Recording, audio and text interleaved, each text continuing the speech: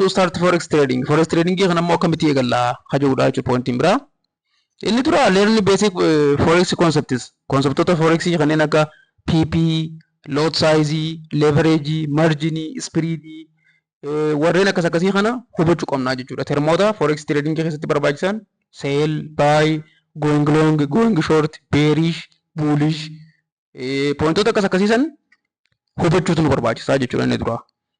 Inni itti aanu immoo demo trading account banuudha jechuudha. Demo trading jechuun real market osoo hin taane accountiin simulate ta'e wayii tokko nuuf kenname sanarratti trade goona jechuudha. Fakkeenyaaf amma Exenes irratti amma kan agartanii kun amma Exenes kun amma baalaansiin akkana jira. $5,200 maal jee kennee jira. Inni kun amma demo accountidha jechuudha. Agartanii bakka kanatti amma demo jedha miti Exenes irratti demo ishee jiru kun waan jirtuuf isa kana banannee asirratti maal godhuu qabna shaakala godhuu qabna jechuudha. Amma fakkeenyaaf amma akka reefutti maalan godhe bakka kanatti seeliin jee piraayisiin hanga ta'e gad dhufeeti ol deebi'ee keessaa na baasee ni deemee asitti immoo bakka kanatti baay'ee tuyne teek piroofitii keenya tuqee deemee jechuudha. Kanaaf kana banannee kanarratti yeroo dheeraadhaaf shaakala goonee istiraateejii immoo wal keessa laaqoo osoo hin taane istiraateejii takka filannee istiraateejii takkitti qabanne san maastar godhuudhaan baakteestii adda addaa daleeynee erga baakteestiidhaan istiraateejii keenya ni dalaga jennee yaadnee booda maallaqa birookara irratti dippoosit godhuudhaan tireedingii eegaluu ni dandeenya jechuudha. Inni biraa use platforms like MetaTrader 4 and MetaTrader 5. Egaan asitti yoo kalaalu taateef tireedingii viyuu kana xiinxala irra gaggeessinaa birookaraota kanneen akka Exenes fi MetaTrader 4 fi 5 immoo wanta keenya execute irratti godhannaa jechuudha. Kanaaf MetaTrader 4 ta'uu danda'a, MetaTrader 5 ta'uu danda'a. Pilaatfoormiilee san banachuudhaan isaan sanarratti akkamitti tireedii execute akka godhuu qabnu shaakala irra gaggeessinee bifa saniitiin booda tireedii fudhachuu danda'utu nurra jiraata jechuudha. Inni biraan practice with trading without real money. Akkuma reefus ni jee demo tireedii banuudhaan amma kun maal jedha kun deemoodha miti. Demo tireedii kana bananii asirratti istiraateejiilee qabdan baak test godhuudhaan EG keessan tolfatanii piroofitiin taasisamoo illoon giran maarketii kanarraa piroofitiin ni argadhamoo hin argadhu.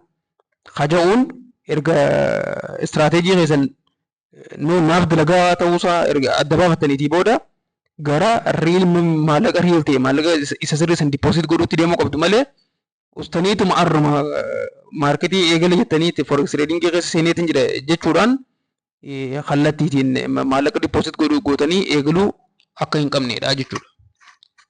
Inni biraa choose a trusted broker carefully.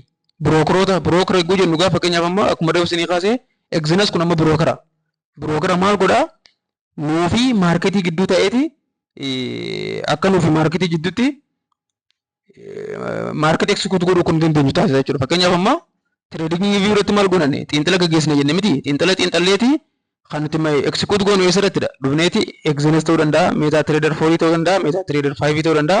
Sanirratti dhiinee execute goonaa jechuudha nuti wanta keenya. Kanaatiif brookara sana adda baasnee haala trusted broker akka ta'e brookoroonni hundi gaa walqixxee amantummaa hin qabanii tokko brookoroonni iskaamar ta'anii jiranii brookoroota iskaamar ta'an san review isaanii review reetii isaanii barbaadanta jechuudhaan hangam takka kanaan dura namoonni itti amananii isaanii wajjin dalagan kadhu adda baasuudhaan erga brookora san qacalutti review goonee booda achirra dhaabbanneeti kan nuti brookara filachuu qabnu jechuudha. Yeroo takka brookara ispiriidii gurguddaa qabuu fi brookara amantummaa hin qabne yoonii fi kafalannu taate piroofiitiin nuti argannu sun irra hedduun gara brookaraa san deemaa jechuudha. Kanaaf brookoroota bebbeekamoo ta'anii fi ispiriidiin isaanii xixiqqoo ta'an fi iskaamara kanneen hin taanee fi yeroo dheeraadhaaf magaalaa irra turan filannee karaa sanii maallaqa keenya dippoosit goonee eegaluu kan dandeenyudha jechuudha.